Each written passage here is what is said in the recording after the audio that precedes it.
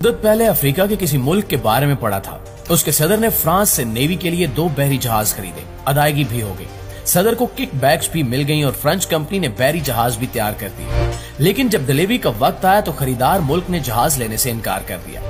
French company परेशान हो गई और उसने अपनी एक टीम गाक मुल्क के पास भिजवा दी। टीम की सदर से मुलाकात हुई तो सदर ने बताया कि ऑर्डर देने वाला सदर जनरल फलां खान इंतकाल कर चुका है और उसकी जगह अब जनरल नया खान आ गया है। दूसरा, मुल्क में नेवी नहीं है, लिहाजा ये जहाज किसको हैंड ओवर किए जाए हम नहीं जानते। और तीसरा और आखिरी मसला, हम लैंड लॉक्ड कंट्री हैं, हमारे पास समंदर भी नहीं है, चुनांचे हम ये जहाज लाएंगे कैसे हम नहीं जानते। लिहाजा अगर कंपनी के पास इन मसाइल का कोई हल है तो वो दे दे। टीम के माथे पर पसीना आ गया और वो मायूस होकर वापस चली गई। कंपनी ने जहाज 2-3 माह अपने पास रखे। इसके बाद मुकदमा चला और अदालत ने कंपनी को दोनों जहाज उस मुल्क की करीब तरीन बंदरगाह पर खड़ा करने का हुक्म दे दिया। कंपनी ने इस हुक्म पर जहाज करीब तरीन मुल्क की बंदरगाह पर खड़े किए और चाबियां खरीदार मुल्क के सिफारत खाने में ड्रॉप कर दी। और इसके बाद खरीदार मुल्क उस वक्त तक जहाजों की फीस अदा करता रहा जब तक जहाज गल सड़कर कबाड़ न बन गए। किताब में इसकी मिसाल के बाद मुसन्निफ ने लिखा था कि अफ्रीका कुदरती वसाइल के लिहाज से दुनिया का अमीर तरीन लेकिन ऐसी इंसानी हमाकतों की वजह से तारीख का गरीब तरीन इलाका है। प्यारे साथियों, पाकिस्तान की कहानी भी इससे मिलती जुलती है। हम वसाइल, जुग्राफिया, आबादी और जज्बे के लिहाज से दुनिया के 10 बड़े मुल्कों में शुमार होते हैं। पाकिस्तान में दुनिया की तमाम सहूलतें मौजूद हैं, हत्ता कि हम जाफरान और एवोकाडो भी उगा रहे हैं। हमारे पास तेल, गैस, सोना और यूरेनियम भी है, मगर हम इसके बावजूद गरीब तरीन मुल्कों में शुमार होते हैं क्योंकि ये मुल्क भी अफ्रीकी जहाज जैसे प्रोजेक्ट्स का कब्रिस्तान है।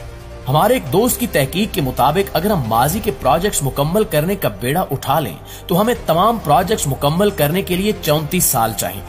ये दावा मेरे लिए हैरान कुन था, लेकिन जब मैंने खुद सुनगन लेना शुरू की तो मैं भी सर पकड़कर बैठ गया। आप यकीन करें, हमारे मुल्क में ऐसे हजारों बहरी जहाज खड़े हैं जिन्हें चलाने के लिए कैप्टन मौजूद हैं और न ही इंजन और पेट्रोल। और अगर इन तीनों का बंदोबस्त हो भी जाए तो भी हम इन जहाजों को चलाने के लिए समंदर कहां से लाएंगे। इन प्रोजेक्ट्स की दरअसल बुनियाद ही गलत थी।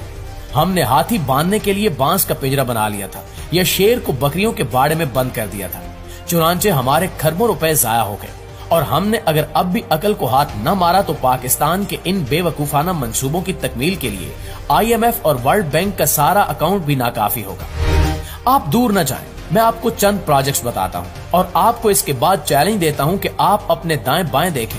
आपको इस मुल्क में ऐसे हजारों प्रोजेक्ट्स मिलेंगे जिन पर खरबों रुपए जाया हो चुके हैं और इसके बावजूद ये प्रोजेक्ट्स पुरानी बंदरगाह पर लंगड़े जहाज की तरह खड़े हैं। जनरल परवेज मुशर्रफ ने अपने जमाने में सिंध में रैनी कैनाल के नाम से प्रोजेक्ट शुरू किया था। ये जनरल मुशर्रफ का फ्लैगशिप मंसूबा था और जनरल मुशर्रफ अपने दौर में अपनी हर तकरीर में इसका ढंढोरा पीटते थे। जनरल मुशर्रफ का दौर खत्म हो गया, 3 हुकूमतें आईं और चली गई, अरबों रुपए खर्च हो गए, लेकिन वापडा ये नहर सिंध हुकूमत के हवाले न कर सका। खुदा करके 2021 में सिंध हुकूमत ने इसका चार्ज लिया तो पता चला कि नहर में पानी ही नहीं है, क्योंकि ये नहर फ्लड चैनल थी और ये बारिशों की मोहताज थी। बारिश होगी तो इसमें पानी आएगा, बारिश नहीं होगी तो ये सूखी रहेगी, और अगर खुदा न खास्ता इसमें पानी आ भी गया तो ये पानी जाएगा कहाँ। वापडा के पास इसका कोई जवाब नहीं था, क्योंकि रेनी कैनाल के पानी को फसलों तक पहुंचाने का कोई बंदोबस्त नहीं किया गया था। चुनांचे ये नहर भी अफ्रीकी बहरी जहाज बनकर पराई बंदरगाह पर खड़ी है। जनरल मुशर्रफी के दौर में दारोट डैम शुरू हुआ था। ये जाम शोरो जिला में है और आप जब कराची से हैदराबाद जाते हैं तो ये आपको बाईं जानिब नजर आता है। इसके बारे में दावा किया गया था कि ये 25,000 एकड़ जमीन को सैराब करेगा। ये डैम भी वापडा ने बनाया। ये 2014 में मुकम्मल हो गया, लेकिन ये 2018 तक सिंध हुकूमत को हैंड ओवर नहीं हुआ। डैम की फाइल 4 साल वापडा और सिंध हुकूमत के दरमियान जलील होती रही। बहरहाल 2018 में जब शुमाइल ख्वाजा जैसा दर्दे दिल रखने वाला bureaucrat secretary water and power बना और उसने जब प्रोजेक्ट की हालत देखी तो ये सीधे चीफ सेक्रेटरी के पास गए, इनकी मिन्नत की और यूं सिंध हुकूमत ने डैम का चार्ज लिया।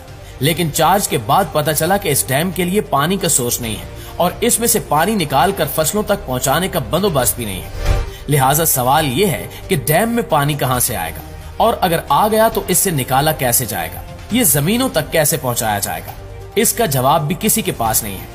लिहाजा ये डैम भी अफ्रीकी जहाज की तरह खड़ा है। जनरल मुशर्रफी के दौर में बलोचिस्तान में कच्ची कैनाल का मंसूबा शुरू हुआ। ये एक शानदार मंसूबा था। इसने बलोचिस्तान के 4 अजला की 7,13,000 एकड़ जमीन सैराब करनी थी और ये अगर मुकम्मल हो जाता तो बलोचिस्तान की आधी आबादी का मुकद्दर बदल जाता। वहां हरियाली भी आ जाती और खुशहाली भी, और खुशहाली से दहशतगर्दी और अस्करियत पसंदी भी खत्म हो जाती। लेकिन अभी तक इसका सिर्फ फेज 1 मुकम्मल हुआ और फेज 1 की इस नहर में भी 140 शगाफ है।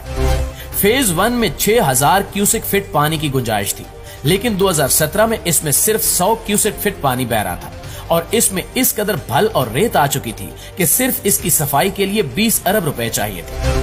मगर इस सूरत हाल के बावजूद ब्यूरोक्रेसी ने सितंबर 2017 में नवाज शरीफ से कच्ची कैनाल का इफ्तिताह भी करा लिया और हुकूमत ने मुबारक सलाम के इश्तिहार भी दे दिए। आप आज भी इस कैनाल का मुआयना कर लें, आप अपना सर पीट लेंगे।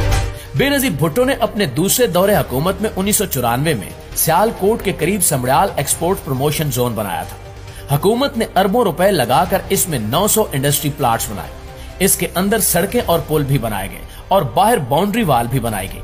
लेकिन 2019 में यानी 25 साल बाद इसकी सूरत हाल ये थी कि इसमें सिर्फ 160 यूनिट्स थे और उनमें से भी सिर्फ 43 फंक्शनल थे, जबकि बाकी यूनिट्स और प्लाटों में 8-8 फुट सरकंडे खड़े थे और लोग बाउंड्री वाल की ईंटें तक उखाड़ कर ले गए थे। नाज़रीन, इस तरह हुकूमत ने 1990 की दहाई में सियालकोट स्पोर्ट टेस्टिंग लेबोरेटरी बनाई। सियालकोट स्पोर्ट्स प्रोडक्ट बनाकर पूरी दुनिया में एक्सपोर्ट करता है। इन प्रोडक्ट्स के लिए क्वालिटी सर्टिफिकेट चाहिए होता है और पाकिस्तान में ये सहूलत दस्तयाब नहीं थी। चुनांचे एक्सपोर्टर को सर्टिफिकेट के लिए अपने नमूने यूरोप, बरतानिया और अमेरिका भिजवाने पड़ते थे और इससे वक्त और पैसा दोनों बर्बाद होते थे और ताखीर की वजह से सौदे भी कैंसिल हो जाते थे। हुकूमत ने अरबों रुपए खर्च करके टेस्टिंग लेबोरेटरी बना दी। जब बिल्डिंग मुकम्मल हुई तो पता चला कि बजट में मशीनरी और अमले के लिए रकम ही मुख्तस नहीं की गई, लिहाजा बजट का प्रोसेस शुरू हुआ और ये प्रोसेस आज 33 साल बाद भी मुकम्मल नहीं हुआ। इस दौरान इमारत खंडर बन गई। इसकी खिड़कियां, दरवाजे, लाइट्स, पंखे और फर्श लोग उखाड़ कर ले गए।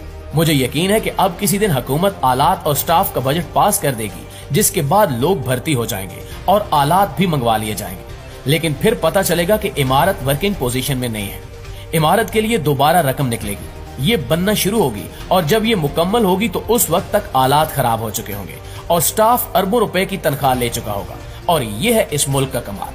मेरी एहसन इकबाल से दरखास्त है कि आप मेहरबानी फरमाकर नए प्रोजेक्ट्स पर काम रुकवाकर मुल्क के अधूरे प्रोजेक्ट्स पर रिसर्च करवाएं। आप फहरिस्तें बनवाएं। पाकिस्तान में कितने स्कूलों, कॉलेजेस, यूनिवर्सिटियों, अस्पतालों, इंडस्ट्रियल स्टेट्स, नहरों, ब्रिजेस, डैम्स और सड़कों के प्रोजेक्ट्स नामुकम्मल पड़े हैं और फिर रिसर्च करें ये मंसूबे नामुकम्मल क्यों हैं। अगर ये मुकम्मल हो जाएं तो इनका क्या फायदा होगा और आप इसके बाद हंगामी तौर पर पहले इन मंसूबों को मुकम्मल करें।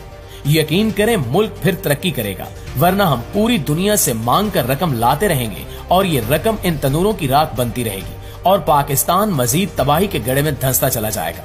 जी तो मुअज़्ज़िज़ दोस्तों, ये थी हमारी आज की वीडियो। इस हवाले से आप दोस्तों की राय क्या कहती है कमेंट सेक्शन में हमारे साथ शेयर जरूर कीजिएगा। इंशाल्लाह आपसे मुलाकात होती है अगली वीडियो में। तब तक अपना ख्याल रखिए। अल्लाह निगहबान।